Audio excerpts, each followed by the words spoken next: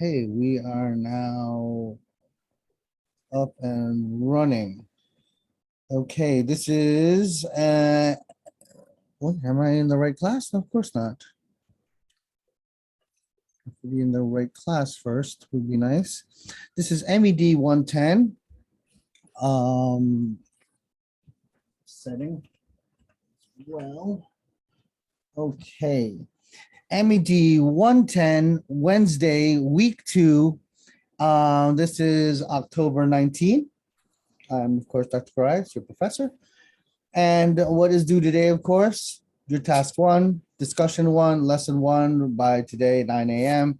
You know that everything on the Moodle is timestamped. So anything after 9 a.m. today to 9 a.m. tomorrow morning will have 10% off, so on and so forth. And those are our late protocols. And let's see. What are we doing today? Now we're continuing what we were talking about. We were talking about how, you know, you got atoms and molecules make macromolecules. Macromolecules then make organelles. Organelles make cells. Cells, tissues, organs, organs, and then organs are grouped into systems. And then we have, of course, the overall human being. Right now, have you ever wondered that, you know, it was a weird thing. I always, every time I teach chemistry and I teach this topic of chemistry, I also was a chemist when I graduated college. I always wondered when I was a kid that, you know, when you jump in the water, why don't you fall apart? Because, you know, you throw anything else in water, like, I don't know, like a sandwich or a piece of bread, it's eventually just going to dissipate and the water, and, you know, and everything's going to dilute down. Why don't we just fall apart? How does everything just, you know, stay together? You know, when you're looking at matter, you're looking at your chair, your walls, this very computer. Why doesn't it just, you know, fall apart? Well, the answer to that is that, well, let's look at the chapter. And the chapter that we're going to look at today is, would they say it? Or do I have to look for it? Oh, well, let's go look for it. It's one of the beginning chapters. So let's go to, when you're at that first page, of course, our course textbook is OpenStax. You open that.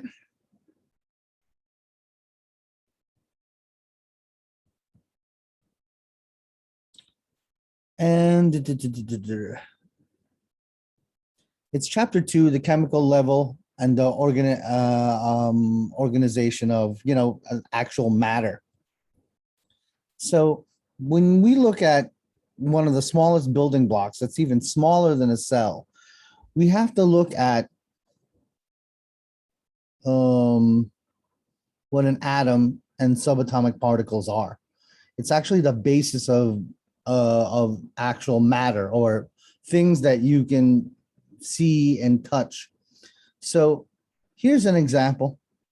What they call it a Bohr model, after this guy, Scandinavian guy, Niels Bohr, Bohr was his name. And he figured out that if you're looking at a basic element like helium, this is He, stands for helium. In its center or nucleus, there'll be these charged particles. And the particles, it goes in the nucleus, would be positive, and they're called protons.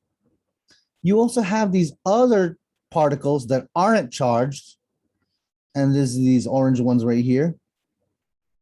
Those would be neutrons. And then in these energy shells that surround the nucleus, you have electrons. And you could see electrons, they have the E with a negative. So electron is negatively charged, proton positively charged, and a neutron which has no charge. Okay, so that is the essential model of what an atom is.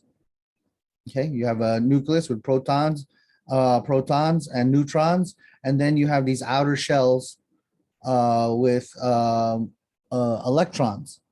So it's kind of like a planet, like a bunch of moons circling circling a planet. Okay, and there's two viewpoints that you like. The one that you typically learn in high school is this one, and then then they state that it's got some sort of like cloud, but I like this one better because it's an easier way to look at life. Okay, so you got protons, neutrons, and electrons. And there's, atomic number, atomic mass, good to know, nice to know, but we're going to focus on bonds because in chemistry, that's a big thing. Like, how can things glue together and how do things come apart?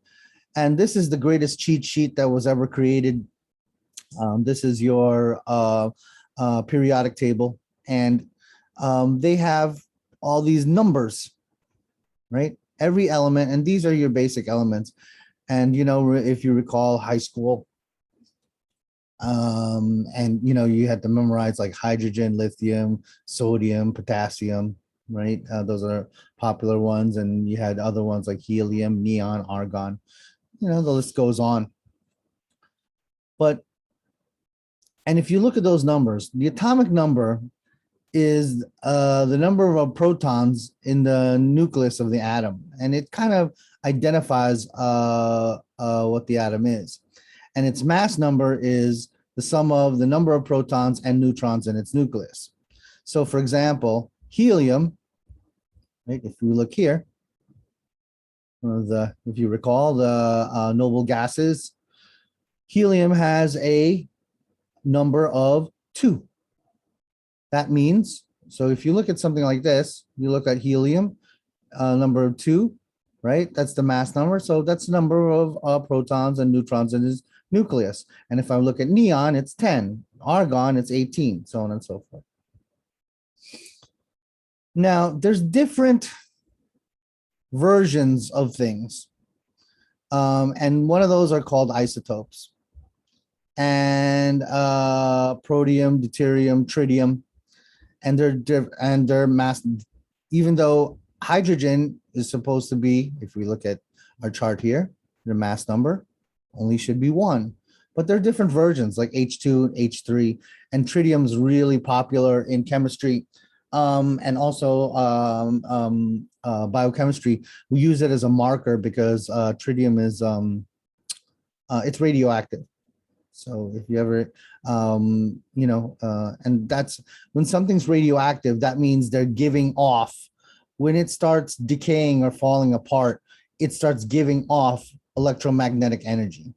Okay. And it can be used as a good thing, we can use it as a marker or a tag if we're trying to look for something in your body, or we're doing experimentation where we want to measure a specific chemical. We could tag that that chemical like a hormone with tritium, and then we could follow it all throughout your body. That's a good use of a radioactive isotope. But then again, you're exposed to it, that electromagnetic energy. Remember, our body must be in balance. So if you get exposed to too much electromagnetic energy or radiation energy, a classic example of radioactive energy that's not good for you is ultraviolet radiation, which is from the sun. And just like anything, too much of a good thing becomes a bad thing. So walking around from the hours of 10 a.m. to 4 p.m. on a bright sunny afternoon summer day is not a good thing, not a good idea, especially if you don't have a lot of melanin or if you have a light colored skin. exposure to UV radiation can lead to cancer. Okay, so there's good stuff, bad stuff, and here's a PET scan. It's another way that we can use radiation to start detecting things, and we don't really use PET scans for real medical purposes. They're usually used more for research. Okay, so what do electrons do? And electrons, of course, are they're in these energy shells, and you have hydrogen, which has, one proton and one neutron in the middle, and then you have one electron here. So you can see there's a balance, and that hence the word is hence the number is 1. Okay, helium is 2, so you have 2 electrons back. Now carbon, how many electrons do we see here? 1, 2, 3, 4, 5, 6. Neon, 1, 2, 3, 4, 5, 6, 7, 8, 9, 10. Just like the atomic number suggests. So if you look at the atomic number for hydrogen, it's 1. Therefore, 1 proton, 1 neutron, 1 electron. Helium, 2 protons, 2 neutrons, 2 electrons. Okay, and this is true of all your elements. Okay, and you could see that the electron shells have like a maximum capacity. So the first shell has 2. The second shell has 8, and I forgot the next one is like 16, so on and so forth. Right? And the outermost shell is the shell that we're interested in regarding bonds and how do linkages and relationships form between different elements. And that outer shell of electrons, that outer shell of energy, is called your valence electrons, or valence shell, as your textbook calls it. And that's the part where that's going to interact with with other atoms. Okay, which is the basis of how what's going on here.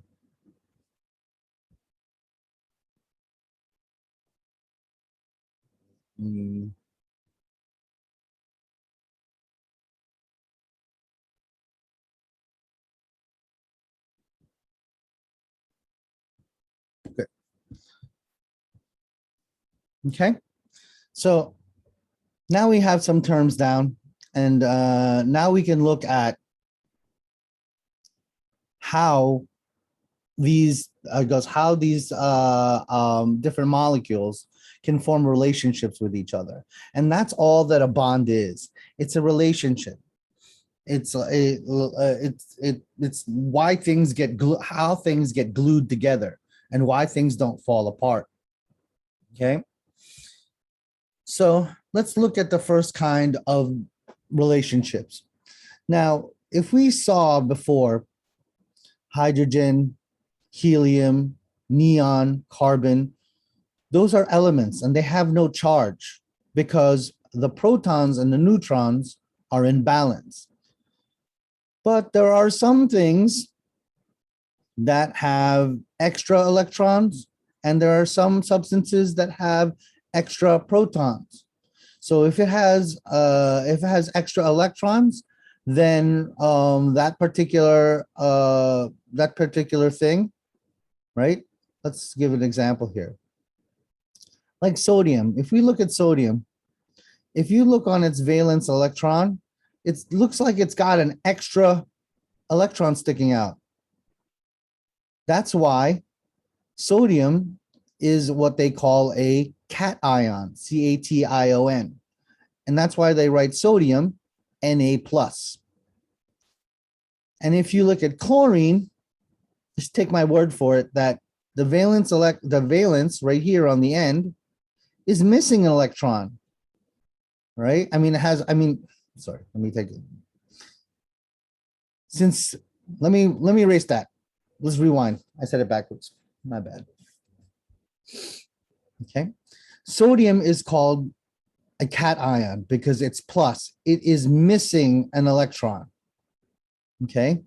Since it's missing an electron, it's going to have an overall charge of plus. A chlorine or chloride anion has an extra electron in its valence shell. That's why it's Cl minus and it's called an anion. And of course, Na plus with a Cl minus, one that's missing an electron, one that has an extra one, so they will share. And if they'll share, they'll form something called an ionic bond. And sodium plus chlorine or sodium plus chloride makes table salt. Okay. And this is a classic example of a ionic bond. And again, the definition of an ion is something that is highly interactive, that can form bonds. It could be missing one electron in the case of sodium, and hence it's Na plus. It could be also having an extra electron, and that'll be Cl minus. There are some cations that are missing 2 electrons. Then there'll be 2 plus. There are some like potassium that are missing 3 electrons, and that's what 3 plus. And then you have others that like sulfates. They have 2 extra. So, and if we know that already electrons, they're negative, and if I have 2 extra negative particles in my element, then that is an anion. So think anion, negative, cation, positive. And whatever you need to do to get them straight, this is what I do when I have 2 things that are similar that I could easily flip. I remember one like my life depended on it. And for me, for decades, I look at the word cation as a T in it. A T looks like a little cross, that little cross. So that's cation, positive. And if something's positive, that means it's missing electrons. If something's negative, it has an extra set of electrons. So that's ionic bonds. And the classic one is the formation of sodium chloride or table salt, Na plus Cl minus. It's Na plus here, Cl minus. That makes table salt, sodium chloride. And that's an example of an ionic bond. It's one of the stronger bonds out there. Okay. And we're going to talk about, when we talk about water, how water breaks that up. Because we all know that if I have table salt, I could, no matter what I do with it, I can bash it around with a hammer. You could still see it. It's still dust. It's still salt. But the second I put it in water, that ionic bond can be broken. And then the sodium and chloride will separate. And if they separate, they'll cease to be table salt. And that's why when you put table salt in your glass of water, it disappears. But it didn't really disappear. It just changed from sodium chloride to then sodium and then chloride separated. And we're going to talk about, when we talk about water, how does that do that? Okay. Another thing you got to also know about ions is they're reactive. So you have a plus, you have a minus. If ever you watch the movie The Matrix and they start talking about how human beings are nothing but batteries, well, when you think about the interaction between positive and negative, that's exactly how batteries work. You have a set of positive ions on one side of a plate, a set of negative ions on another side of the plate, and you put it together, you get zapped. You have an electrical charge. If any of you were a strange child, such as myself, I was one of those children that, if you've ever seen a 9-volt battery, let's look at a 9-volt battery.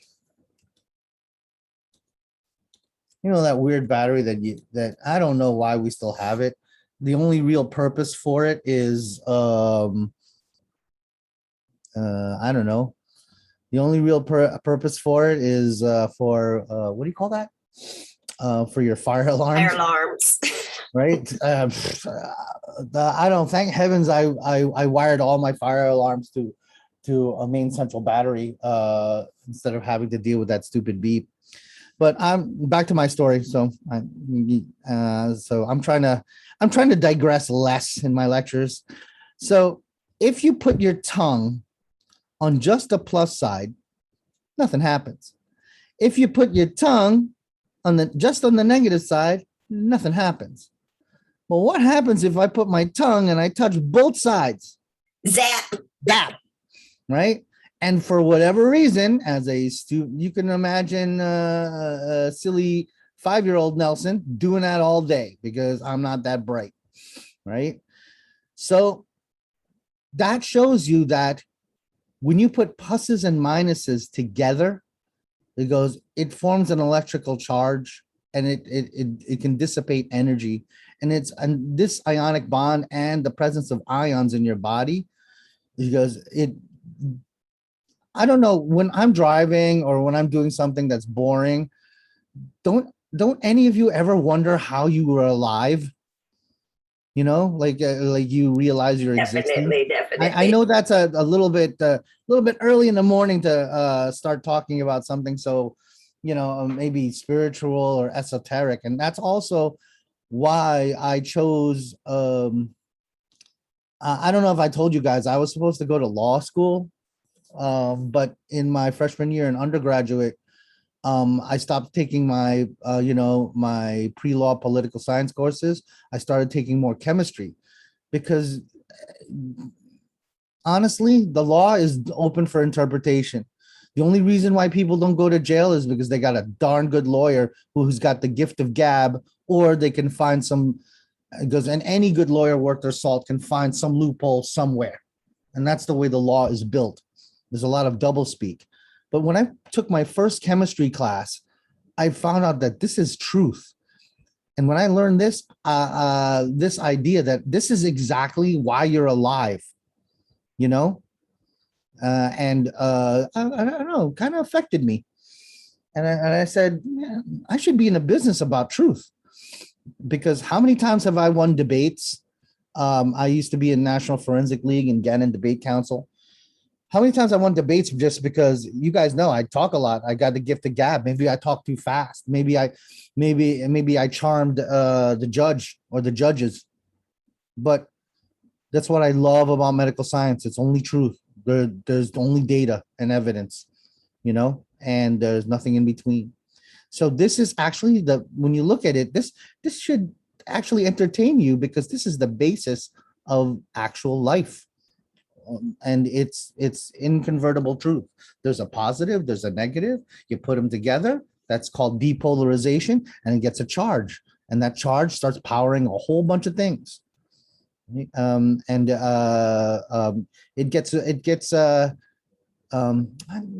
looking for the word spiritual. It gets forgot that word when it existential. That's the word. When you start thinking beyond what you can see and touch and feel and all that, even though we are in the see, touch, and feel business. Another kind of bond, which is not as strong as this ionic bond. So on the scale of things, ionic bond is one of the strongest bonds. Another one that's pretty strong, but a little bit not as strong as the ionic, is called a covalent bond. And if you look at the word covalent, co means what? Sharing. So if you have a co-pilot, you share the responsibility of keeping that plane afloat. So you share. And there are a classic example of a nonpolar covalent bond, and nonpolar means they share equally. When you have poles like North Pole and South Pole, that means, it's like, when someone says, oh, they're polar opposites, like I got a Democrat in one room and I got a Republican in the other. I got a Joe Biden supporter in one part of the room and I got a Trump supporter in the other. That's polarity. That's essentially this country in a nutshell. But here, non-polar, they're sharing. And a classic example is H2. Hydrogen doesn't exist in the universe alone. And we kind of know that because if we look at the previous picture of hydrogen, oops, It's on the previous chapter page. But if you look at the previous picture of hydrogen, it only has one electron floating around. And I briefly mentioned that the valence electron for the first shell to be complete needs two. So they form a bond so they can share and be complete. And then also they can be inert, because if you've just got normal hydrogen ions walking around, that's how you get a hydrogen bomb. We break this bond and a whole bunch of energy comes out. And it comes out in the form of devastation. And so you can see chemistry can be used for a force of good and a force of just brutality. So if we look at an example of the covalent bond, they're sharing. No one's winning. Another example is the double bonds that exist between two oxygens, right? These two share, and then these two share. And then if you look at it, they're sharing equally. So H2, O2. And also oxygen, if it's in its ionic state or if it's only a single oxygen, what do you think we use for fuel on the space shuttle? Liquid oxygen, which is highly reactive. It is, what do you think gives flame or fire its ability to have heat? It's the presence of oxygen. That's why when you blow out a candle, that's carbon dioxide, right? You're blowing out, you're actually snuffing the oxygen from the surrounding parts of the candle. Or if ever you see a candle, or you see a small fire, you wanna snuff out that fire, just take a heavy blanket and just throw it on top of it and it'll go out. Okay, because you are depriving that flame from its fuel, which is oxygen. But if you look at O2 as exists in the universe, they are nonpolar covalent. Here's another nonpolar covalent, carbon binding to two oxygens. And I just mentioned what that is. That's CO2, or carbon dioxide. This is what we breathe in. This is what we breathe out. And you could see like there's a balance thing going on there, right? And those are examples of non-polar covalent bonds. And if I put this picture on an exam and ask you what kind of bond it is, just by the symmetry of it and the evenness, you'll say, oh, that's non-polar covalent. But if you start seeing, pluses and minuses, sodium plus, chloride minus, then you're thinking what? Oh, those are ions, hence that's an ionic bond. Now, if I have a non-polar covalent bond, I also have a covalent bond that is uneven sharing. And those are polar covalent bonds. And how can you tell what a polar covalent bond looks like? Well, the classic example is water. This is an oxygen molecule, and these are two hydrogen molecules. Oxygen, hydrogen. And you'll see here, this is supposed to be like a little mini triangle. Let me zoom in on that. That mini triangle is a delta. And in chemistry, delta means either change or partial. So if I see delta negative, that means this oxygen molecule here is exuding a partial negative charge. And these two hydrogen molecules are exuding a partial positive charge. Okay. And you see that, and you could see it's uneven. Okay. Right. Hence, that is a polar covalent bond. They're sharing, but they're sharing unequally or not equally. The oxygen's too big, so it's going to take, since this is the oxygen and you can look at it, it's like a bully, it's going to take more than its share. And because water, this polar covalent bond example, because water is like that, we mentioned sodium chloride and its interaction with water.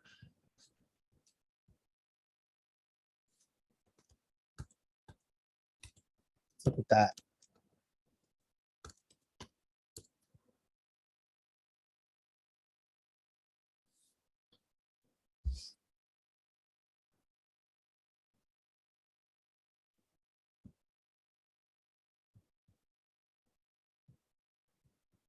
Okay, here's a nice picture. We already know sodium chloride, the crystalline structure of sodium chloride. There's ionic bonds, right? You have your sodium here and your chloride here. The green is chlorine and the blue is sodium, and it forms a nice little crystal. And you can see it. It's white, you know, it's a little tiny cubes, and you see it, and it's all well and good. And then I put it in water. And what do we know about water? Water, the hydrogen bonds have a partial positive, and the oxygen part of the water is partially negative. So what will it do? It'll start drawing out the chlorine and the sodium, and it'll separate it. So if it separates it, guess what? You don't see it anymore. Now it's part of this salt water. Actually, this is actually the water in your actual body.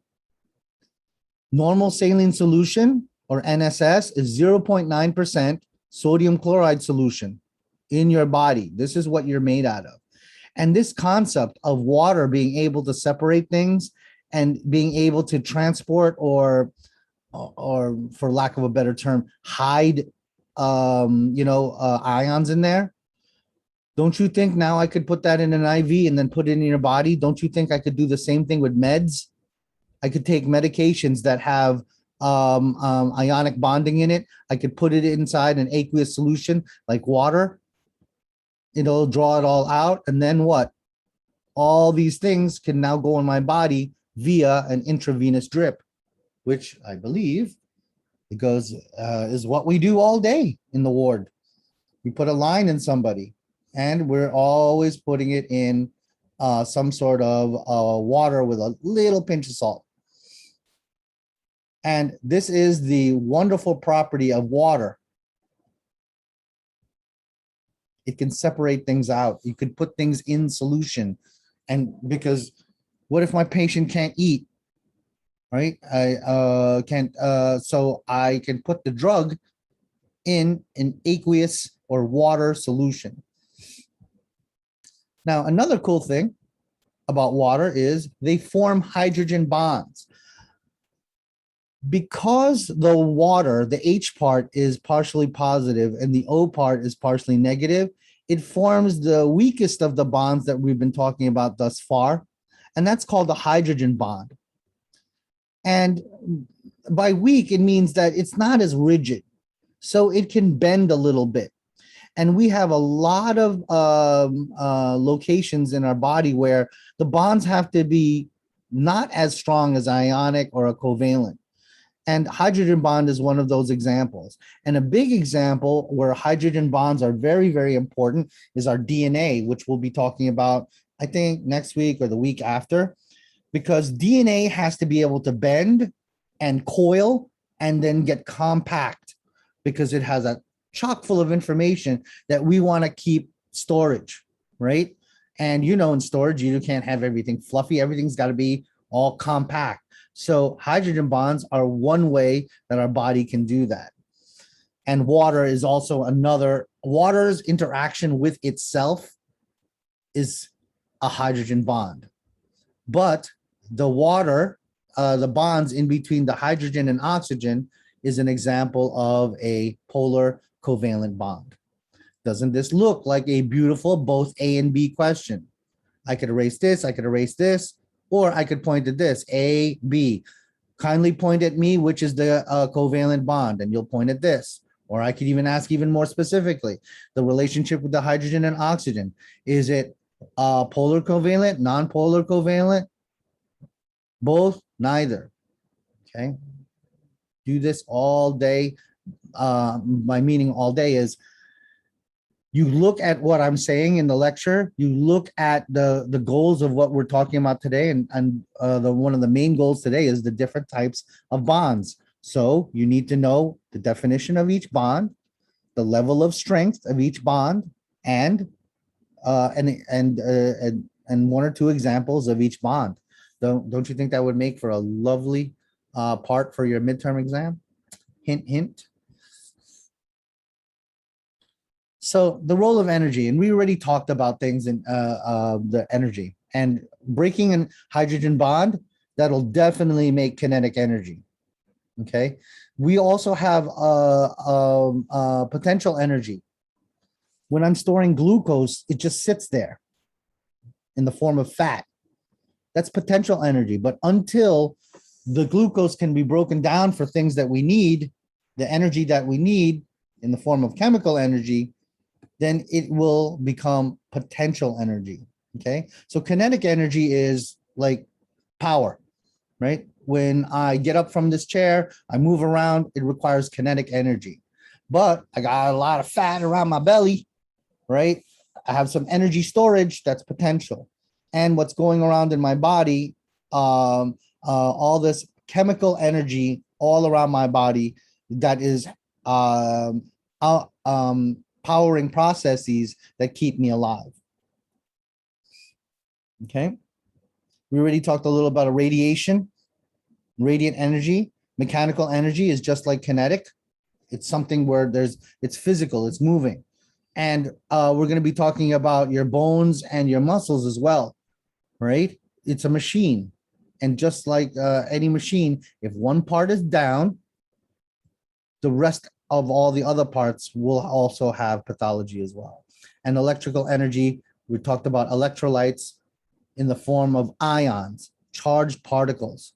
So electrolytes in your body, charged particles, ions, is what makes you a human battery.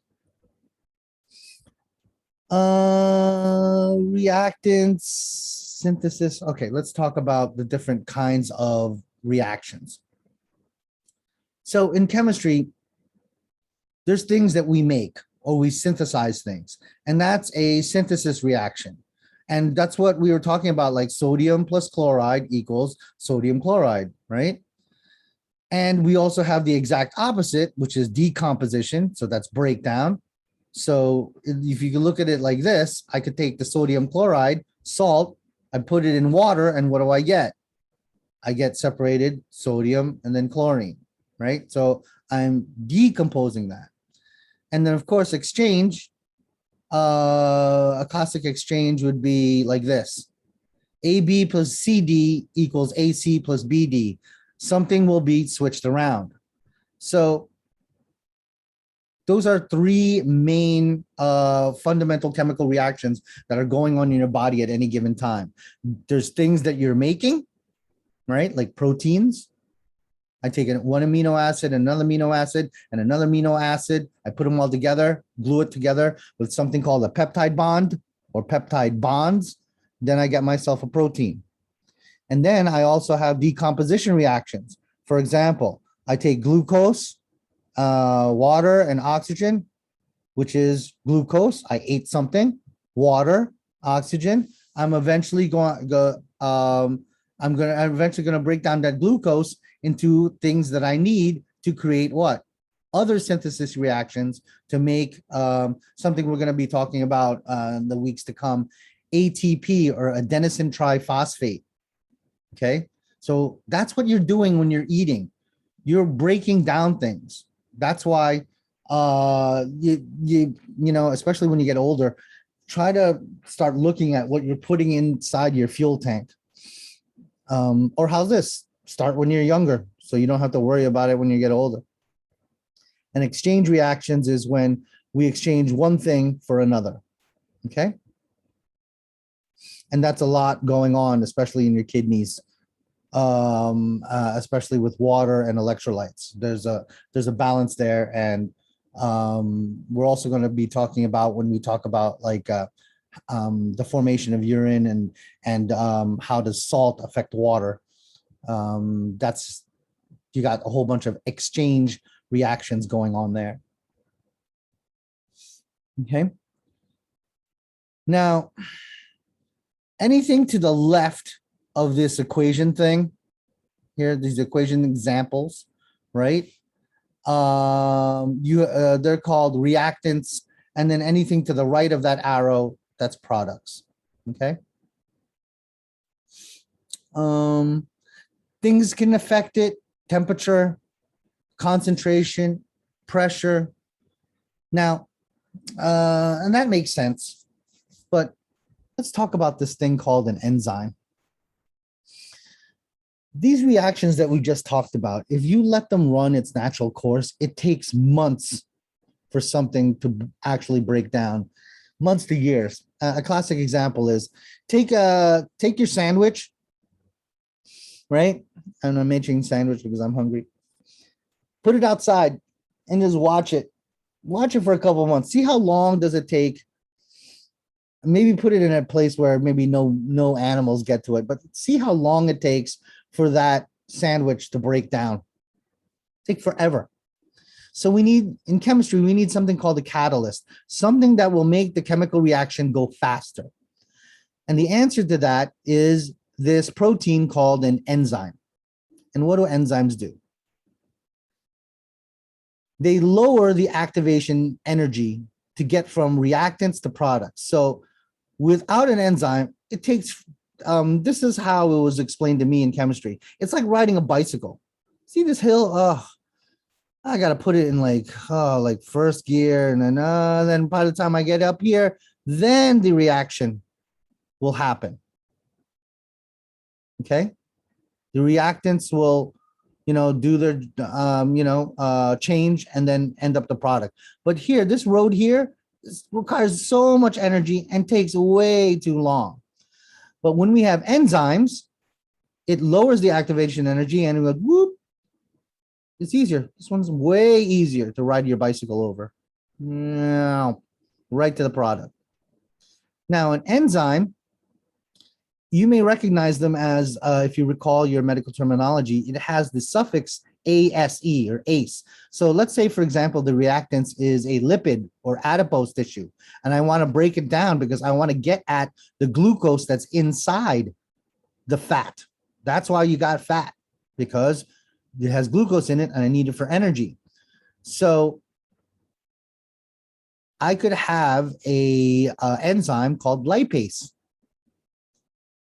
Lipid, lipase, ASE is the suffix, and that means it is an enzyme that will break down and specifically break down lipids or fats. So it will go faster. I can break it down. I can get my glucose a lot faster because I need it, especially in starvation states. I need it. I need that fat. Okay. And that's actually what you're doing when that's actually what is called metabolization.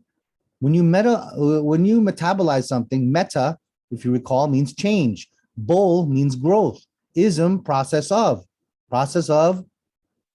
change to growth. And that's all your body is doing. It's changing things. So when you eat food, it's changing things. Now, how about if the reactant was a protein? Well, I'll use an enzyme called a proteinase. What if the what if the reactant was carbohydrate, which is a structure of carbon, hydrogen, and oxygen? Goes, well, I'll take what's a good one? Amylase, right? And that'll break it down. Also, remember it mentioned here temperature and properties of reactants. That's why you have a certain body temperature. That is why there's also a certain pH, a concentration of H plus or hydrogen ions that must be in balance in your body. And the enzymes help reduce this activation energy so that this reaction can go faster. And maybe you've heard of these other elements called coenzymes that help the enzyme even do this process even more efficiently. And you may know coenzymes as vitamins. Now, do you notice that I mentioned vitamins isn't the reactants? So that means you just can't just eat vitamins all day. You have to eat a balanced meal, then take your vitamins with your natural enzymes in your body, then it'll get the product better. That's why I'm not a fan chemically of multivitamins. I only like it for geriatric use, for people who are well into their 80s. But everyone else, supplements, it's better just to modify the diet with some supplements. But I'm not a fan of multivitamins. I can tell you right now, if you're on multivitamins, you're just making really, really colorful, expensive urine. But if you're taking, specific vitamins to handle specific things, along with a lifestyle and diet change, that is a much better management plan for health. And now you know why. Because coenzymes help enzymes, and they are not part of the equation of the reactants to the products. You still have to eat a well-balanced meal. Now, organic chemistry. That's the chemistry of life. The chemistry we've been talking about now thus far is general chemistry or inorganic chemistry, things that are not living. Like hydrogen gas, oxygen, and water. It's not a living thing. So those are inorganic substances, and if I combine them together, like carbon dioxide, it's an inorganic compound.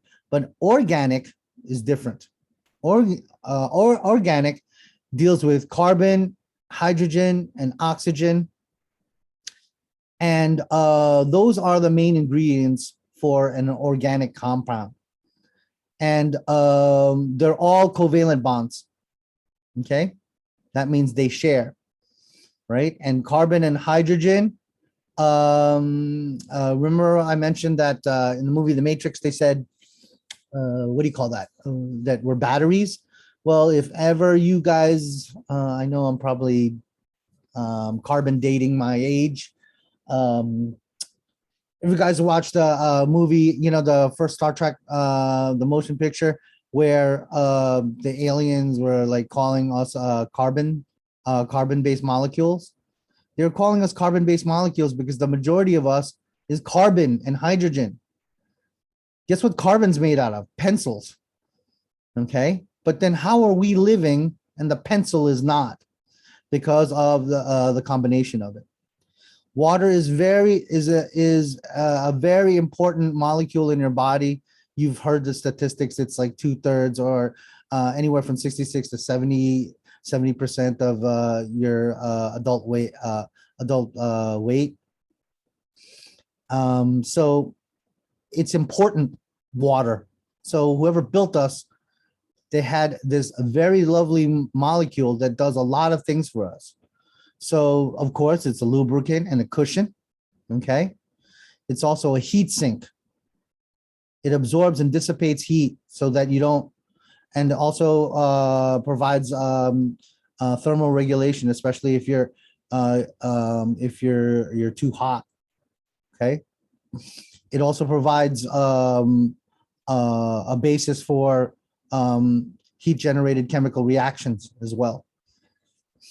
Okay, so we already know one wonderful property of water is that it can break down substances and into solution. And the classic example that we showed a couple of minutes ago was sodium and chloride.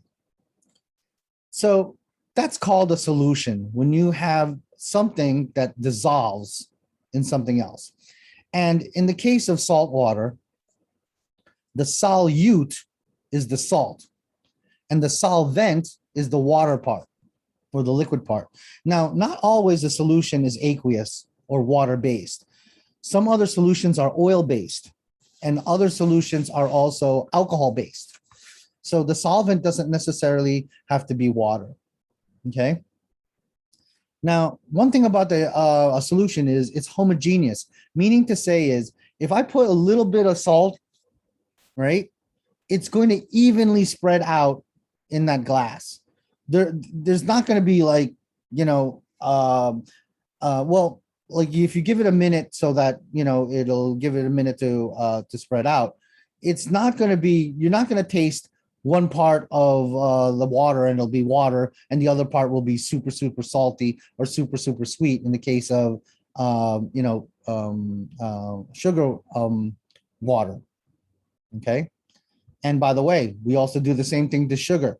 Sugar is a carbohydrate, right? Carbon, hydrogen, oxygen. It also breaks down in an aqueous environment. And maybe you've heard of these solutions that we get to put in people's bodies. D5, D50, right? That's dextrose. Dextrose 5%, dextrose 50%. So if my patient needs sugar, my patient needs energy, especially if they're sick and they can't move and they can't drink, they can't eat, I can put it via IV. So it's a wonderful way to get things and meds that are in solution. But again, water isn't the only game in town. You also have oil, and you also have alcohol. Okay.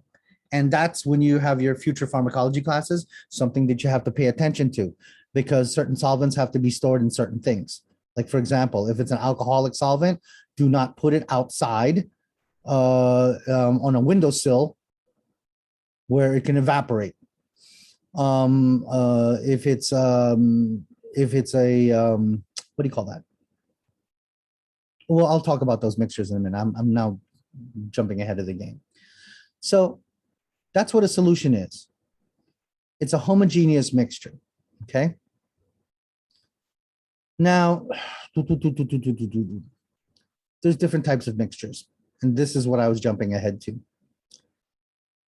If you recall, maybe you may know a little bit about pharmacology, or you've seen different kinds of medications. Well, there are certain, not all solutions are like as homogeneous as others. Like, for example, you make Kool-Aid, right? That's your typical homogeneous mixture where the solvent is, of course, water, and the solute is sugar and whatever that red powder is that's in the little jar of Kool-Aid. But if I'm making a colloid, that is a heavy solution, and there's actually tiny clumps. Okay, so if you have a colloid solution, you have to make sure that you kind of have to like shake and mix it well a little bit. An example of a colloid is milk. You could kind of see when you pour milk out, there's like particles in it, right? But it's still homogeneous, and you can't really separate it by normal means. Okay, now, because if I have something that's even thicker, that's a liquid mixture, but there's heavier substances suspended in it, and a classic example of course, is your blood, because it has red blood cells, white blood cells, and platelets on it. The majority of your blood is red blood cells, so that's why your blood is thick. And suspended in the plasma or the liquid portion of your blood are your formed elements, which are the solute or the dried parts of your blood, which is your red blood cell, white blood cell, and platelets. And the majority of that suspension is what? It's heavy, a lot heavier than a colloid. So you have your typical homogeneous mixture. Then you have colloid, which is a little bit thicker, and a suspension, like for an example, your blood. And if you have a suspension, medication that's a suspension that has to be taken like orally, make sure you gotta what? You gotta shake that thing up so that all the particles are nice and even. Because if you let it sit, just like blood, you'll get sedimentation. All the heavy stuff will fall down at the bottom of the tube. We have hydration and dehydration.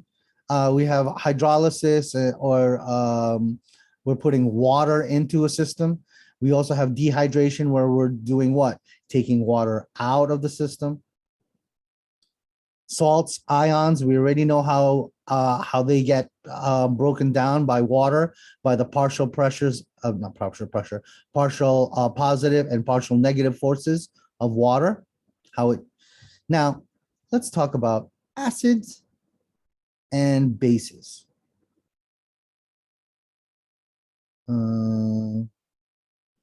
Let me get a different picture. Now, your body is always in, what do you call that? Your body is always in balance. And one of the things that it's always in balance is your pH. Let me put it in a separate, so I can draw on it. So this is your pH scale. What pH actually means is, it is a formula, the negative log of the concentration of the hydrogen ion.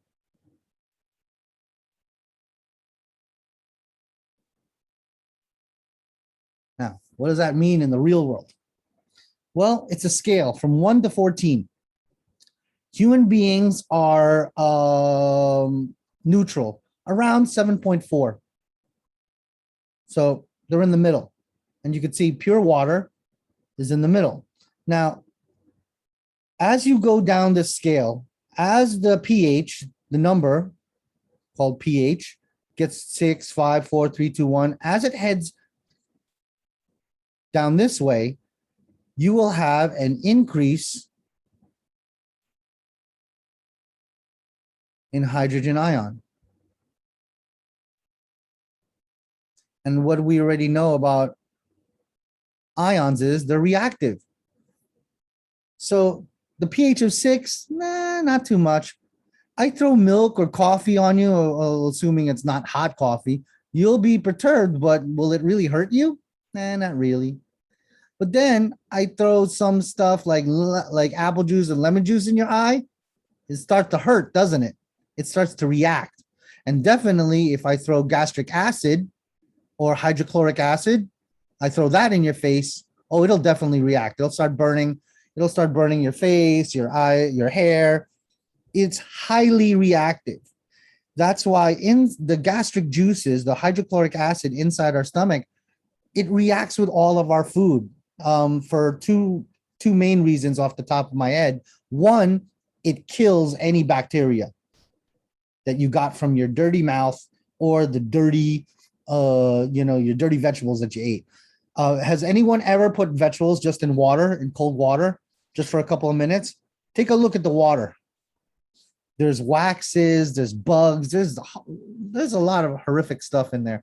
If you knew anything about your typical street food and what's in it, you will be very happy that you have tons of hydrochloric acid in your stomach to react with those things and deal with those things. So that's the pH. And the lower the number, the more hydrogen ion, the more the hydrogen ion, the more reactive it is. Now, on the other side is base, also known as alkaline, right? So the closer you get the pH of 14, you have a greater reactivity with this chemical or this ion, OH minus. That's hydroxy ion.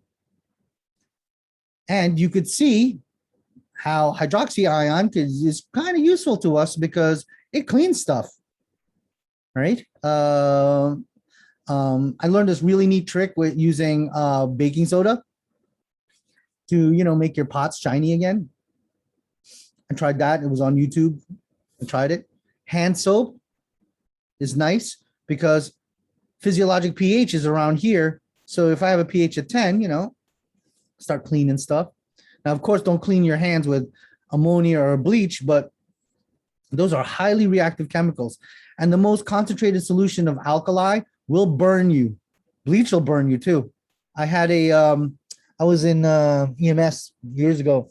I had a some guy was high on crack, and he wanted to end it all, and he ingested half a bottle. I don't know how he got through half a bottle of bleach, and it burned his lips, his esophagus, all the way down to his stomach. Oh, it was a nightmare. And that's a pH of 12. That means the hydroxy ion is very highly reactive. And one of the most, and it's not pictured here, one of the like a pH of 13 or so is whatever the active ingredient is in. Nowadays we have self-cleaning ovens, but back in the day, meaning the 70s, we used to have this harsh chemical sprays. It was called Easy Off or Bake Off or Easy Off. I don't know. Well, all I remember was I was in third grade. My mother taught me how to clean the oven because, my mom's evil.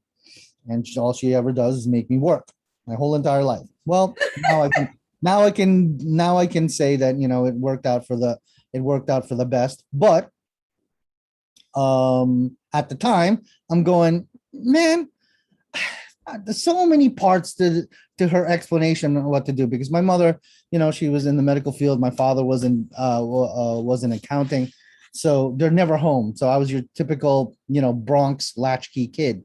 So my mother told me the directions. She even wrote them down.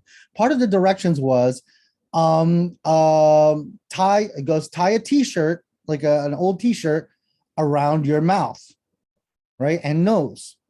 Open up all the windows, turn on the fan, and then spray.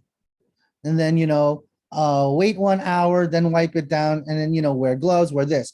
But I remember my boy Jason was like, come on, we got stickball. And, when you're 9 years old, stickball is important, more important than that stove. So this is what I did.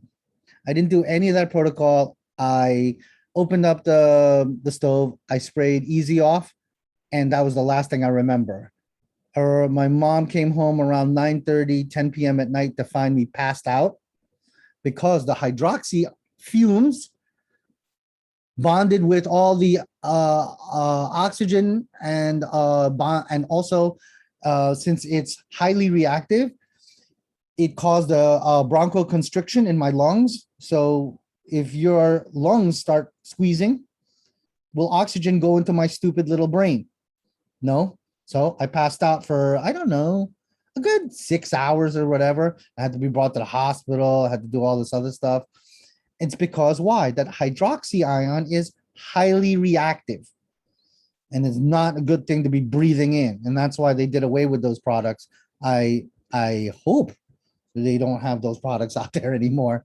Nowadays, a lot of ovens have there are a whole slew of chemicals now out there that are more natural and better for you. Don't clean as well, but they'll do better. So when you look at this, OH minus plus H plus, if I put it together, what do I get? H 2O, which is what the textbook states, 70% of my body.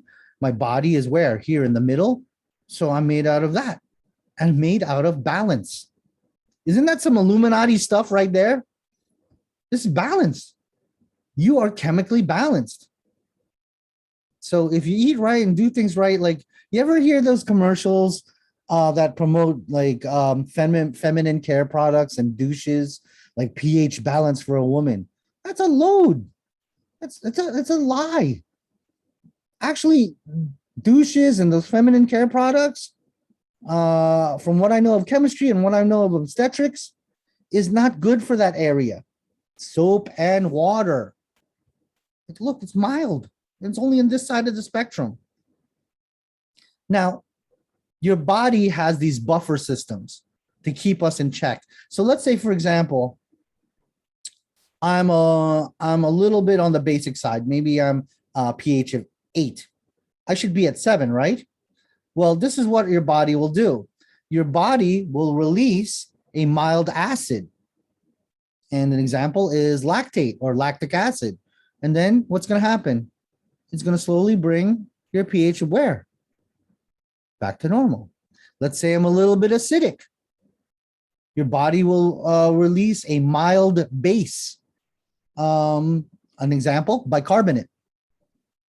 And then your body will do what? Slowly go back to here. So it has a buffer system. And this buffer system is a weak acid or a weak base that kind of pushes us always towards the middle. And Ringer's lactate, that's lactic acid. We put that in your IV, right? If my patients do this, right? And bicarbonate, don't I push that into your IV as well? Right? Yeah, like yeah, I see your stuff with the chat, and there'll be time for Q&A and talk after the lecture. But yeah, like baking soda that has a certain pH, right? And it neutralizes things, right? And all the people on the 5th floor, all the culinary people, they have basic chemistry built into the curriculum because this is also what makes great food, balance, right? Ever have a marinara sauce that's way too acidic, you know, because tomato juice is already acidic, right? And then if they overdo it, ugh, tastes awful, right? And that's all that cooking is. It's a chemistry where you get to eat the products. That's all that it is. So what kind of questions could I ask you on an exam? I could give you a pH. You tell me if it's acidic or basic. Another word for basic is alkaline. Neutral pH should be around 7. It's a 7.4 for human beings. And if you're acidic, what ion do you have a lot of or too much of? Hydrogen ion. If you're basic, what ion do you have too much of? Hydroxide ion. What is the exact formula for pH? It is the negative log, that's the P part, and H is the concentration. If you see this in chemistry, like brackets, that means concentration of. So the negative log of the concentration of the hydrogen ion. And it's negative, right? And the logarithm is what? Talks about the opposite of whatever the power is. So you see these numbers, they're getting smaller, right? That means the hydrogen ion concentration is getting higher. And see these numbers, when they get bigger, it means the hydrogen concentration is getting lower. But on the opposite side of the coin, it means that the hydroxide ion is getting higher. And this is constant seesaw and this constant balance. And in medical, we can also do the same balance.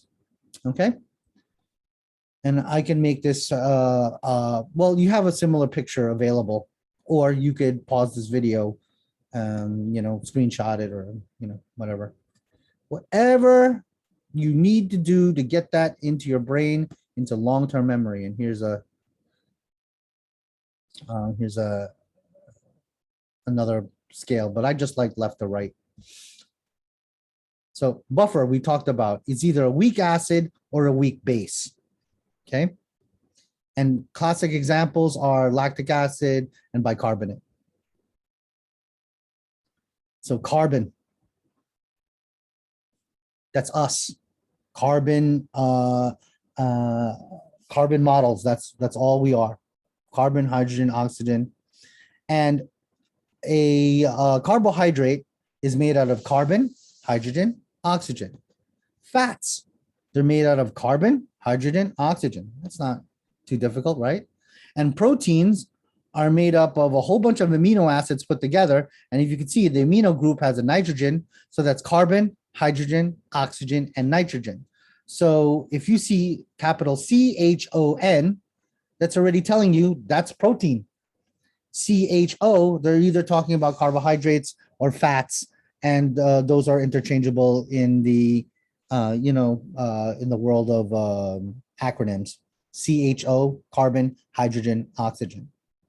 Okay, and here are just some examples of functional groups, or like, for example, hydroxyl group, or hydroxide, that's in a hydroxide ion, right?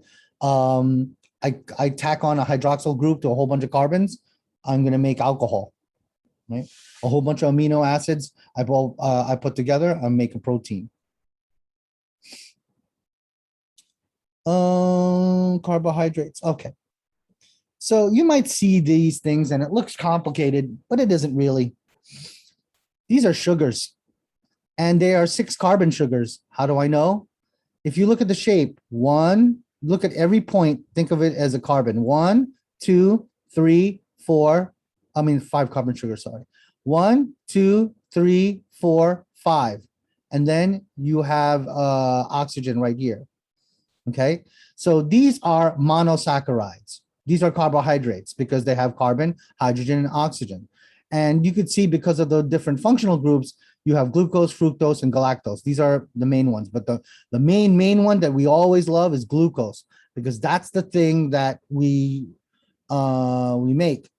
And their hexoses, again, I'm sorry, I had to correct myself here once again. 1, 2, 3, 4, 5, 6.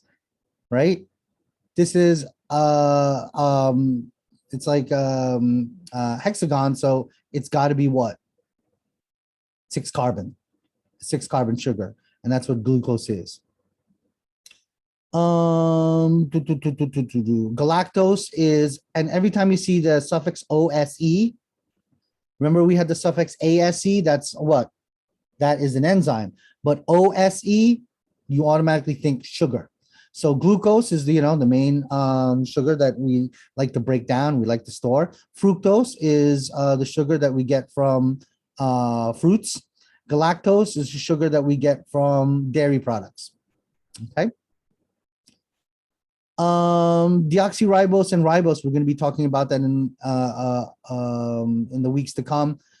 Those are 5 carbon sugars, and that's the basis of our DNA and RNA, which is the blueprint and the master messenger of all the data of who we are and how we are to be built. DNA, or deoxyribonucleic acid, is known as the blueprint of who we are. And when we mean blueprint, we mean everything. How many eyelashes will you have? When will you be born? When will you die? Are you going to be a drug addict? Are you going to be a criminal? Are you going to be a genius? Are you going to be a philanthropist? Yes. DNA encodes also behavior. Now, potential behavior. So there's an argument, and we're going to talk more about that in future lectures. There's an argument out there that just because you have a potential to be an alcoholic doesn't necessarily mean you're going to be an alcoholic. That's called nature versus nurture, right? So for example, if you are if it's in your nature or in your DNA to be an alcoholic, and then you grew up surrounded by alcoholics, what are the odds of you going to be an alcoholic in the later adult life? It's going to be pretty darn good. But if you're in a nurturing environment where where they don't promote alcohol, or they don't promote solving your problems via the bottle, then because the odds of you falling into that trap become less. And that's why, again, back to healthcare practices, back to prevention. That's why you have to start kids young. I'm from a family of drinkers and smokers, myself included. I smoked, I think, for 13 years. I have something like a 15 pack year history. Used to smoke Marlboro Reds and clove cigarettes. They're very, very heavy. Why? My uncle smoked. Everyone smoked except my mother. And I grew up with that all day, every day. So it isn't a surprise that I am a smoker. But I have that DNA. Now, what happened to the next generation? We promoted what? Smoking is bad, school, TV, everyone, even society in general. Smoking is bad. So drinking is bad. So it's amazing. I have 2 adult children. They do not smoke, they do not drink. How many times I tried to get them drunk or high or whatever, just so they can know, so they can, I don't know, not be clueless when they're walking around the street. They both grew up. They both grew up in not so optimal environments when they were young, but they didn't pick up any of the bad habits. And why is that? Because they are in an environment that did not promote it. And they were in an environment, same thing with sugar. Same thing with working out. Um, um, I grew up in an environment where working out and sports and athleticism was just normal, right? But kids nowadays, they're not in that because it's not in the culture anymore. But if you make it in the culture, it overrides this DNA. So deoxyribose and ribose, that's DNA and RNA. Those are your pentoses, 5 carbon sugars. And these are carbohydrates. And here's your 6 carbon glucose, fructose, and galactose. Doesn't that look like a beautiful all of the above question? Now, I won't draw it out. That's cruel. But if I was teaching organic chemistry again, I'd make you draw it out. But this is not orgo. Now, disaccharide, di means 2. So they're combos like sucrose and lactose, right? Those are common ones. And then you have polysaccharides. You see they're made up of what? A whole bunch of them. Now, let's talk about glycogen. Glycogen is the storage form of glucose. Okay, so all in these little boxes, right, are stores for your glucose when you need it.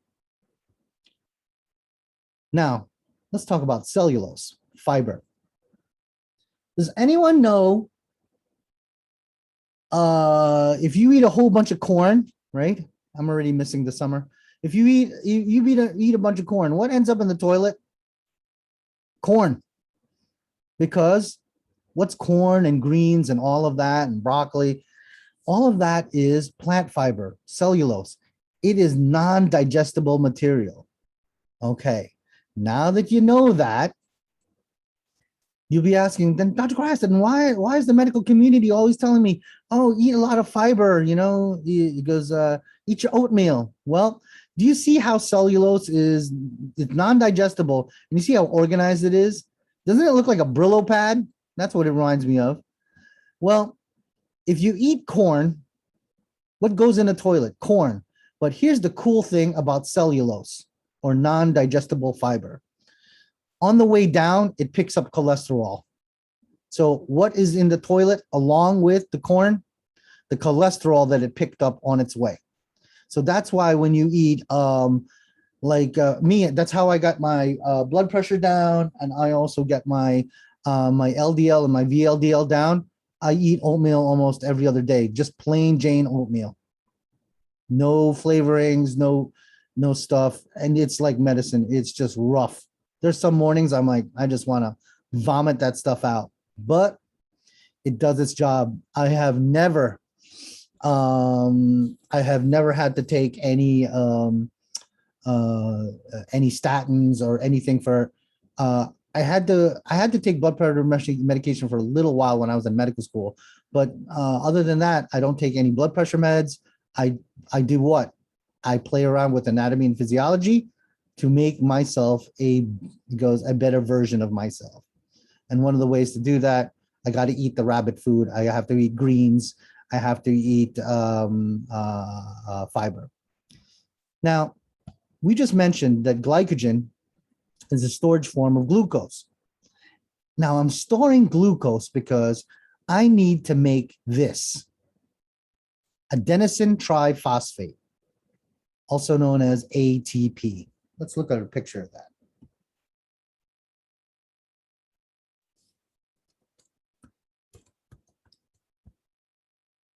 I love pictures.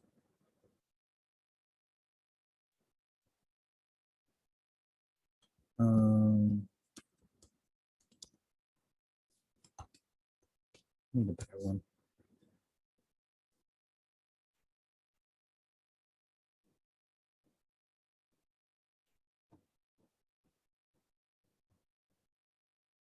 Let's look at this. This is the reason why I eat and why I breathe. If I do not eat or I do not breathe, I won't get this energy. Okay. That's why if you go to the gym and you work out regularly, you also have to understand two things. One, your diet. How much intake are you really having? Human beings are the only species that eats beyond its capacity. We eat for enjoyment. Every other animal in this world eats to survive. We eat because I'm bored. I eat because I'm sad. I eat because it's 10:24 a.m. Human beings eat for a multitude of reasons.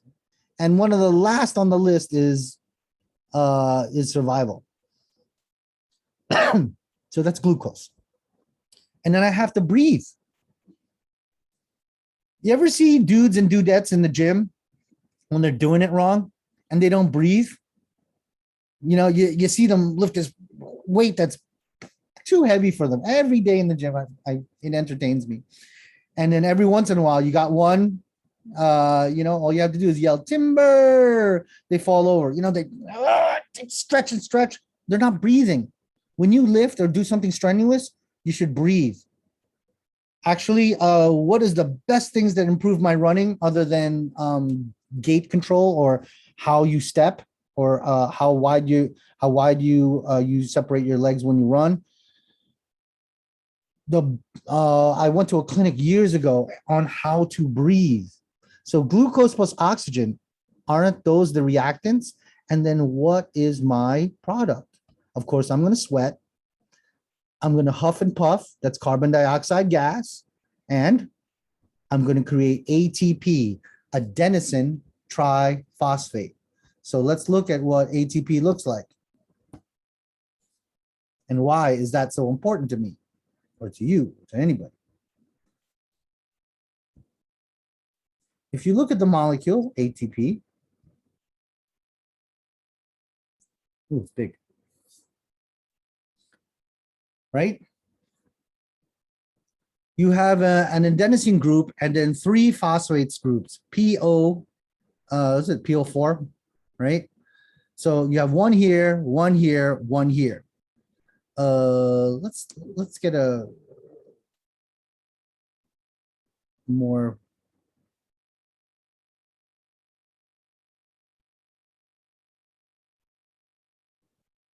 I want a more visual.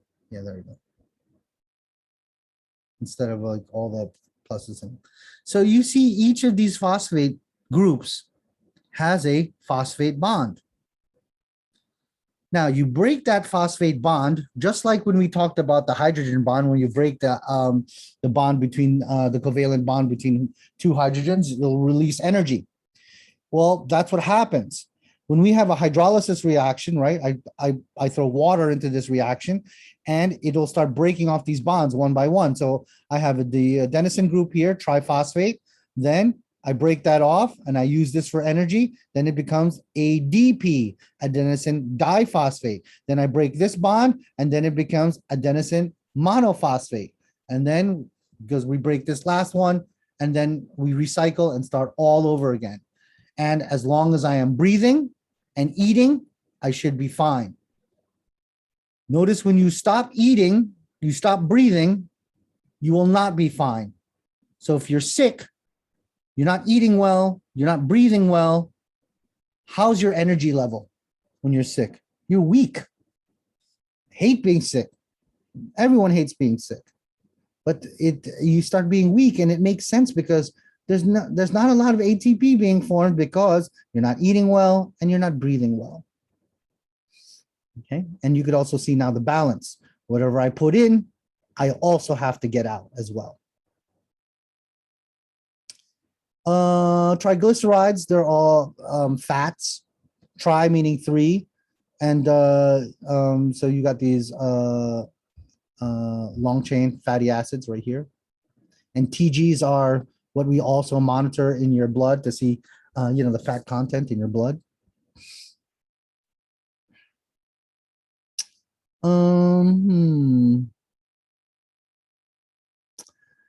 Saturated fatty acids versus unsaturated fatty acids. And again, I'm always about balance, but saturated means that you could see the carbon, which usually has 4 connection points, they're all taken. But in unsaturated fatty acids, you have some double bonds here. So there's not a lot of H's.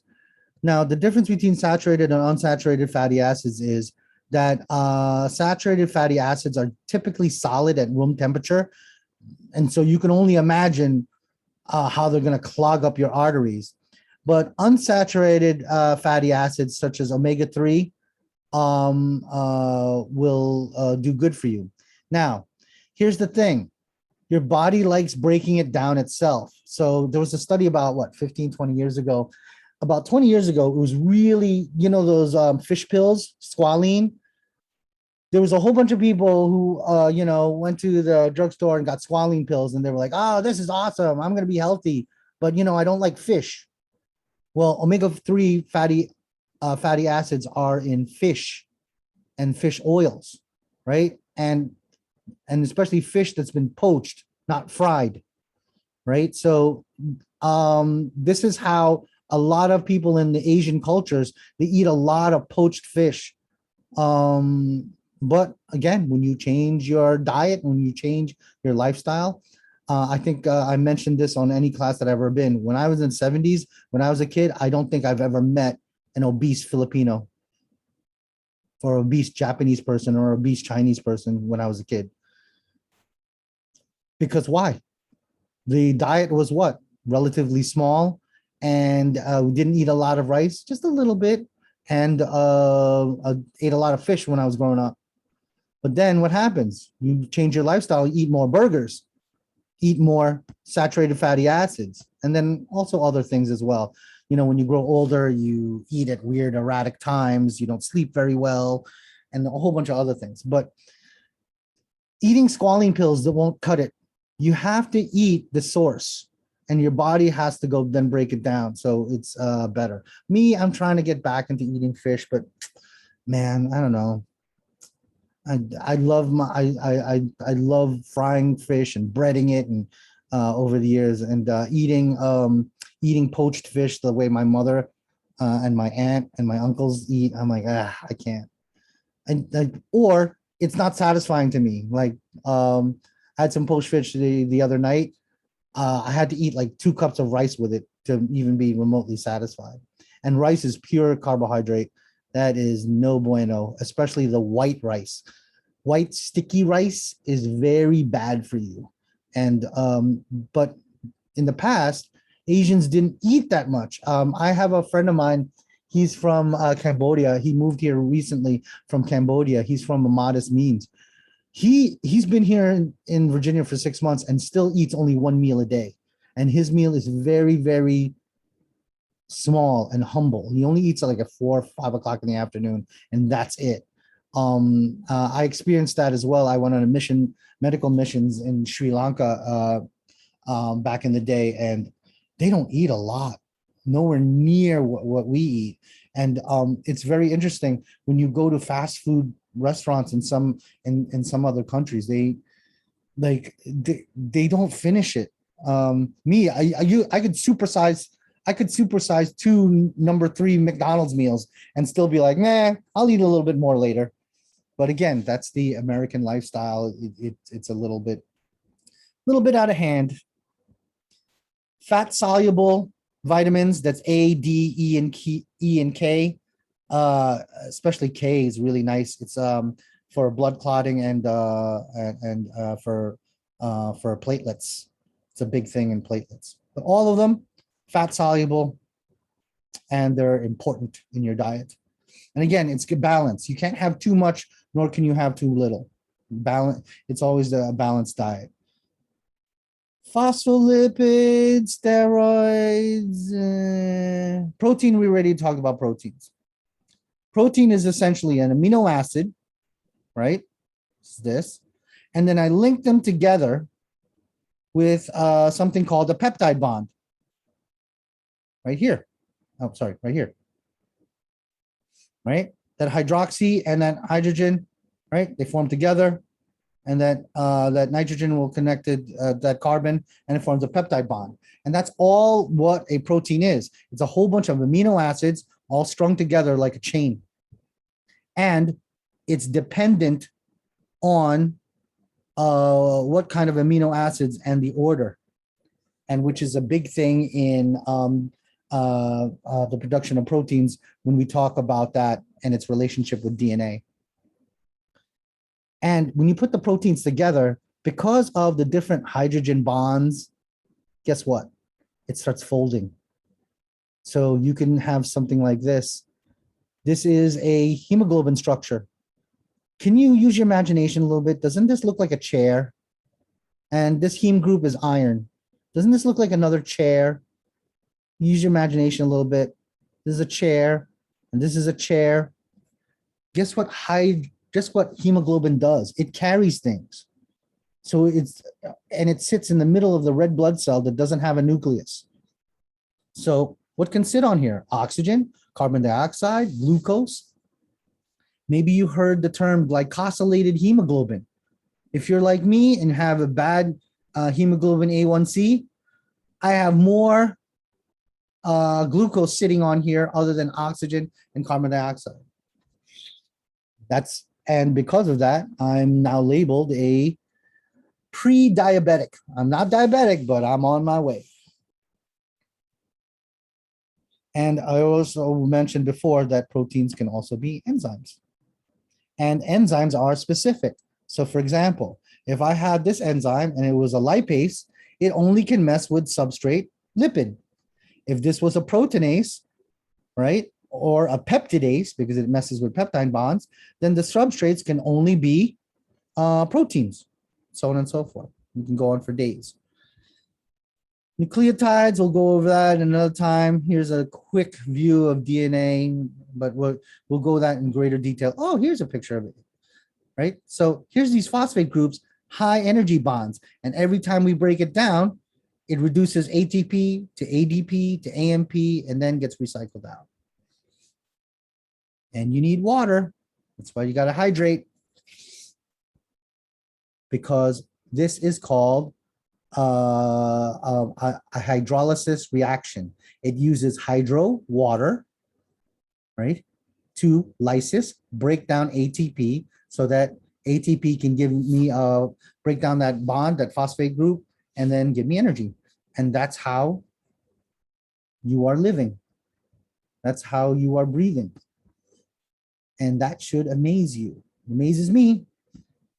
Every time I'm doing something stupid like laundry or I'm in traffic, it's a thing I do. I always look at my fingers and I find it amazing that I'm alive, that I'm looking at my fingers. I can move things around. I can do things. So let's look at what we have thus far. Did we talk about how atoms hook up and bond? Yep. Did we talk about the types of bonds and their bond strengths? Yep.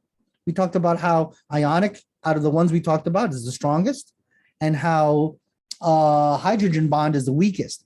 It's actually not the weakest. We also have this stuff called van der Waals forces that's even weaker. But for our purposes and the purposes of our exam, the hierarchy goes, the strongest would be what? Ionic, then nonpolar covalent, then polar covalent, and then hydrogen bond. That's the order from top to bottom. So we talked about chemical bonds, different chemical reactions, inorganic and organic compounds. We talked about elements and atoms, and it's just essentially basic chemistry. We talked about a little bit what water does to us, and of course, organic molecules. Now, if you click on this, it's got quick notes. I love the Carolina. We don't do the lab, but the Carolina has these really neat quick notes. Okay? And isn't like kind of highlighted the stuff that we were talking about? Hint, hint. Where do you think I made my exam from? Made it from these quick notes. Hint, hint. So take a look at them. Here's another Carolina. And it's pretty much what we've been going over, right? Didn't we talk about this? Yep. Didn't we talk about how enzymes are specific to some substrate, kind of like a lock and key? It's like lipases only mess with lipids, proteinases only mess with proteins, that kind of thing. We talked about this. So these are nice on top of your textbook. These are nice notes already. So those of you who are note takers, don't need to take notes. They're already here. I forgot, Dr. Ravi Ratham, I believe. He's now no longer with our university. I think he still is on a consulting basis, but he does curriculum for George Mason. He's the guy who put it in here. He's so kind. He put that in there for you guys. This thing, not so much. I don't like this one. So what's due next week? What's your task? Your task is to submit a concept map on what you've learned. It should include these concepts that we talked about. So how do you make a concept map? Well, one thing you could also always do is you could always Google it, right? What's a concept map? You know, sometimes they call it mind map, and how to create one. I'm going to show you one way, which is one of many, because a lot of people have Microsoft Word. Okay, here's our, let me save this as,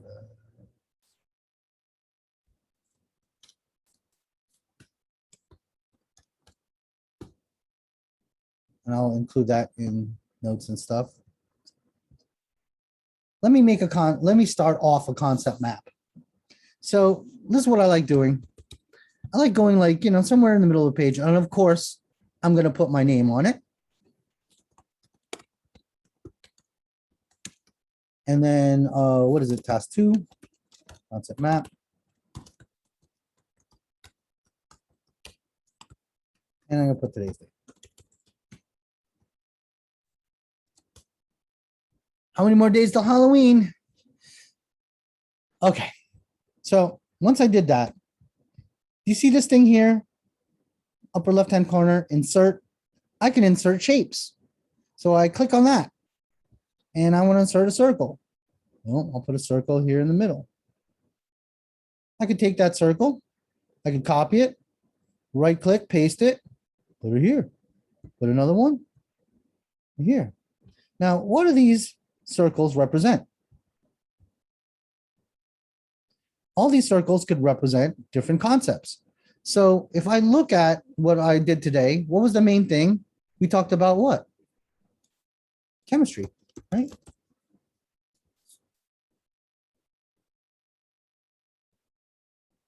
Great, I don't know how to spell.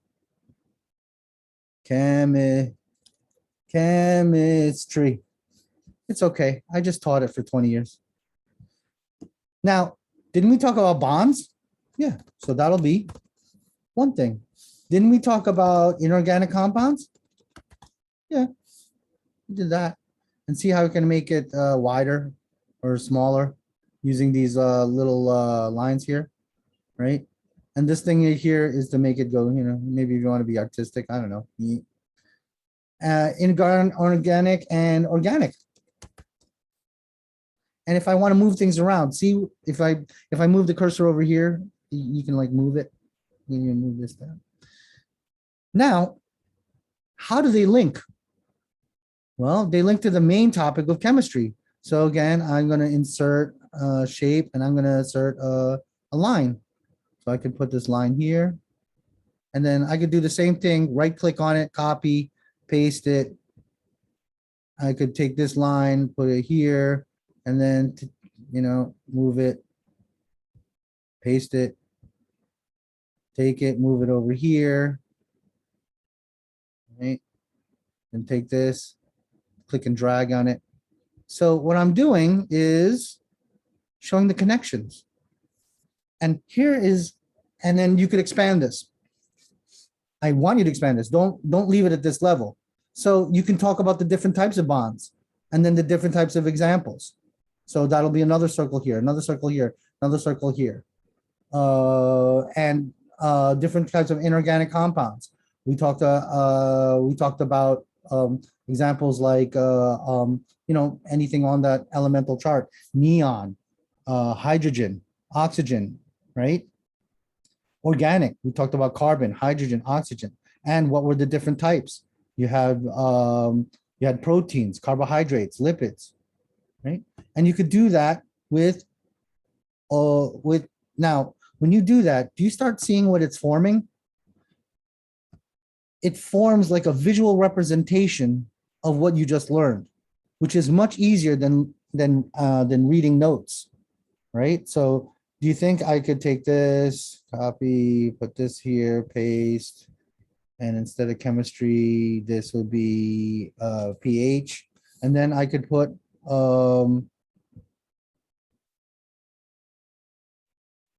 another arrow, and then the pH, I could have one side would be what? Acidic, and another arrow be basic. So you could see how this is leading to you. Another thing that I always talk about is chunking or grouping ideas together so that you're not memorizing 50, 100 different things. You're memorizing this group of things, this group of things, this group of things, this group of things. And then you could now create questions. So from the whatever arrows you put here for the bonds, then you have to ask yourself, what was important about the bonds? Well, I'm going to talk about strengths, and then I'm going to have another arrow here, and then talk about the different types. And then from the different types, I'm going to have different arrows to talk about different examples. If you do that, can you now see that it forms a visual representation of your notes, and it does it in a, in a big picture overview, which is a better way to think. And yes, it looks like busy work, like everything in this world, it looks like busy work, but when you look at it, it isn't. It's actually a way to help you think. And in future nursing protocols, you might see something called a flow chart. Okay, so let me show you some examples of what it should look like. Now, do not copy and paste it from the internet, because it will appear like a JPEG, and then do not copy and paste it, and then cite it and say, hey, well, at least I got it from somewhere. The function of this exercise is for you to create it so that you can figure out can try to figure out in a visual representation what is important in the lecture. And by that, it'll help you develop a better way of active listening for future lectures, especially lectures that may or may not have good structure. So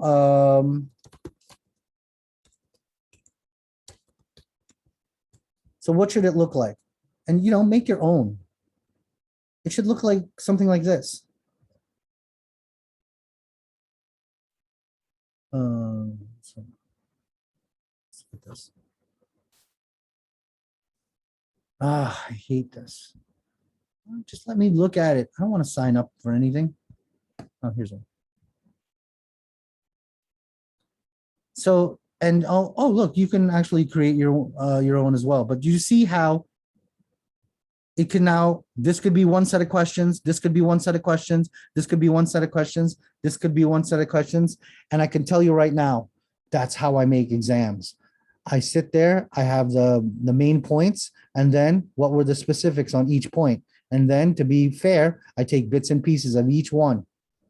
If you already did that at home before the exam even started, then you could essentially, in theory, figure out every question that I could potentially ask. And if you figured out every question that I could potentially ask, you look up the answers and you do what? Figure it all out. And then come exam time, would you be as nervous? Nope, because you prepared. And you now have a visual representation on how to remember things. Remember how people say picture is worth 1,000 words? It's so true. One of the memory things that I learned from medical school is, here's another thing that you can also do but the concept map is do. Now, if anyone has any further questions on how to do a concept map, stay at the end of the class and I'll do another primer on it. But those of you who had other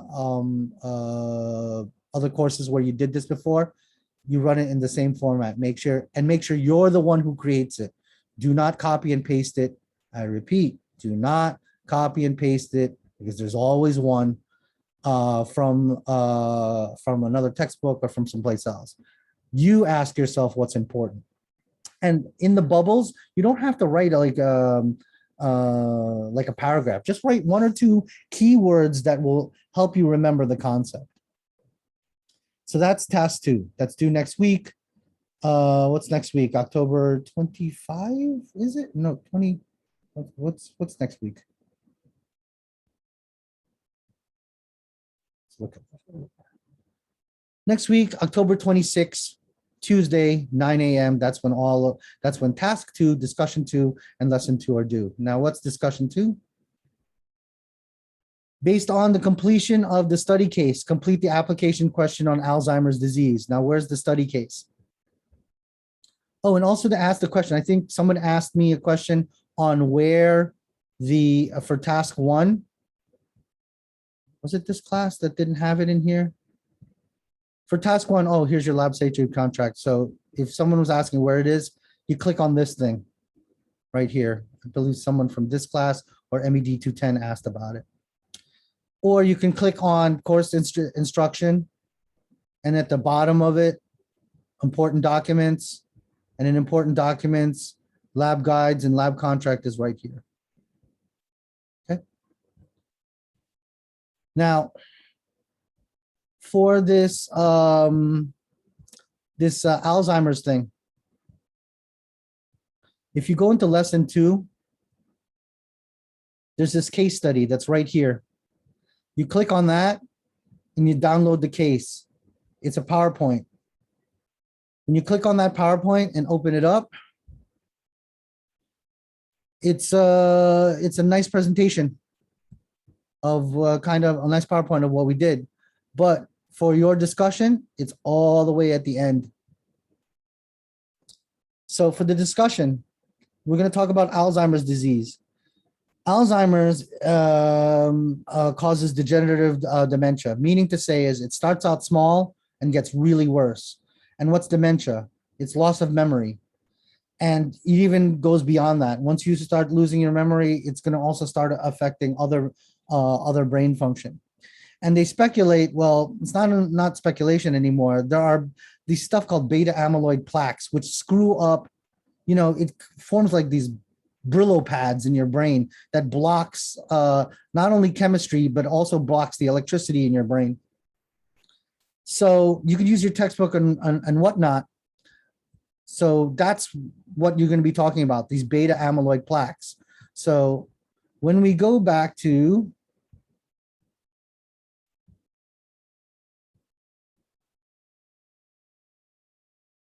the discussion,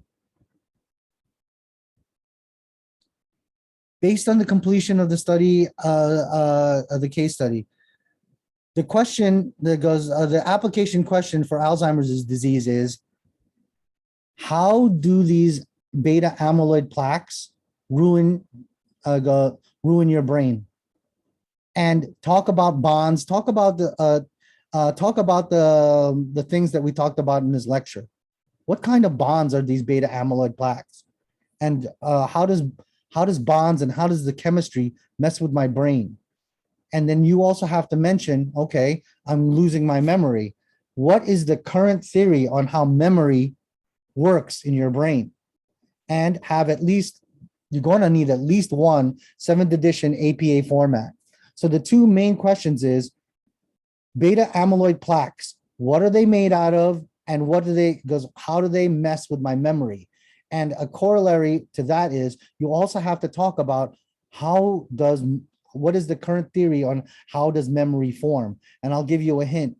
The current theory on memory is that it's both electrical and chemical. It's the reason why if you get zapped with a whole bunch of electricity, you're going to have some retrograde amnesia. Also the same thing, if any of you ever had way too much to drink, what happens the next morning? You can't remember whole chunks of your evening. Because why? You introduced a chemical, alcohol, that too much of it, and it altered the chemistry for your brain. Okay, so that's the discussion. At least 200 to 250 words. Make sure that there's a concrete beginning, middle, and end, introduction, body, and conclusion. And in the body, make sure that there is an in-text citation where you are alluding back to the thing that you cited. So if you cite something from the National Institute of Health, I hope there's data or something there that's going to back up your introduction's argument on this is what I believe memory is from. Here's my evidence. This is what, according to, I guess, the American College of Neurologists state that what beta amyloid plaques are made out of. And then you could put it all together. And when you answer, just answer one person, okay? And when you answer one person, again, avoid that mutual adoration society where, hey, Bill, you did a great post. I learned a lot. Thanks. No, that's not this kind of class. How's this? Hey, Bill, thank you for your post. It goes, I see you stated that amyloid plaques have these certain covalent bonds which interfere with electric processes. I agree with you. I found this other article from blah, blah, blah, blah, blah, that states that they did an experiment on lab rats and it reduced their memory to walk around the maze by 20%. That's how a college student really answers, instead of what we all see in all of our other classes. Hey, Bill, you did great. Or, hey, Bill, I disagree with you because, just because. Right? You'd be amazed, even in graduate school. I get a lot of my posts. I disagree with you. Your data is really good, but I don't agree. And then I go, okay, where's your data? No, it's just a belief. Okay. That's like walking outside and goes, the sky is green. Yeah, but it's blue. And the spectrum is also at 220 nanohertz, so it's under the spectrum of blue. No, I believe it's green. Then that's the world we're living in right now. Like, data is looking at you right in the face, and people are using the data for other reasons to promote whatever other agenda they have. But we're not in that business. We're in the business of the data, of like what's real and what's and maybe you have somebody in your family who has memory issues or dementia, or maybe is in high risk for Alzheimer's. So this is something that, wouldn't you want to know why exactly is it happening? So 200, 250 words, and watch out for the comments and post it today. Why not? Why not today? Again, 70 to 80% of my students do stuff like the night before. Don't be that person. Do it today. In theory, this class is supposed to go to 1 o'clock, but I try to finish my lectures within 90 minutes to 2 hours so that, we can get stuff done. Now, the lesson. Now, that PowerPoint that we just went over, right? You work this case study, and there's 11 questions within that case study. So where's that PowerPoint? Here it is. If you look through the PowerPoint,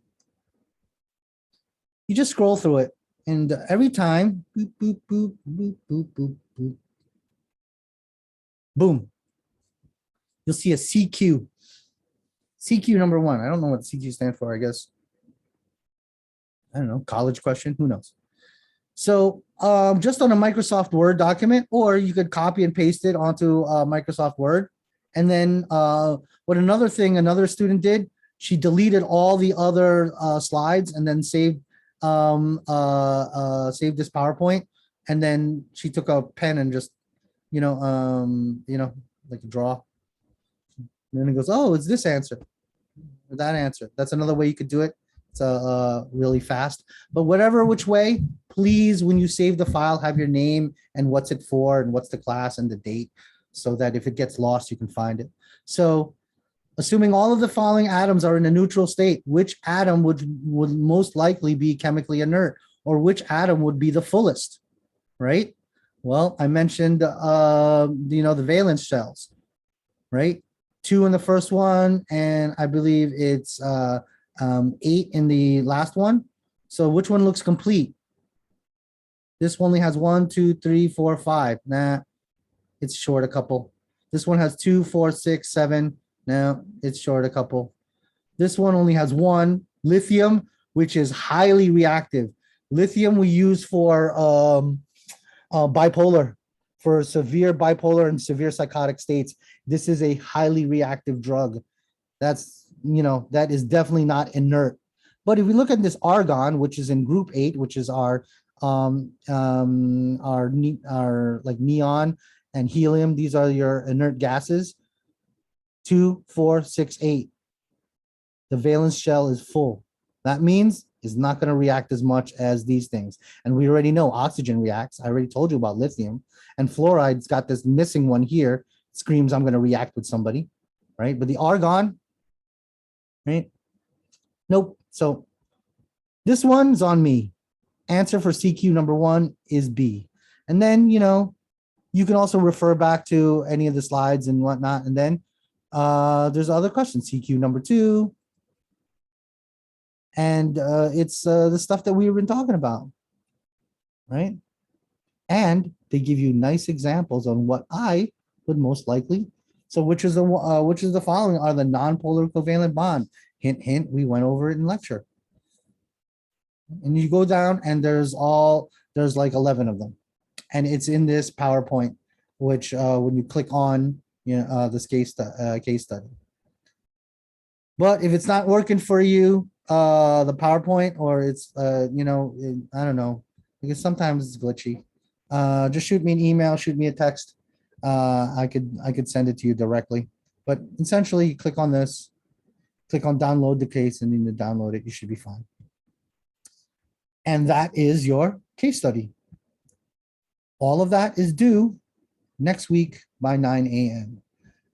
And it's this point of the show I'm going to turn off the recording and then entertain questions.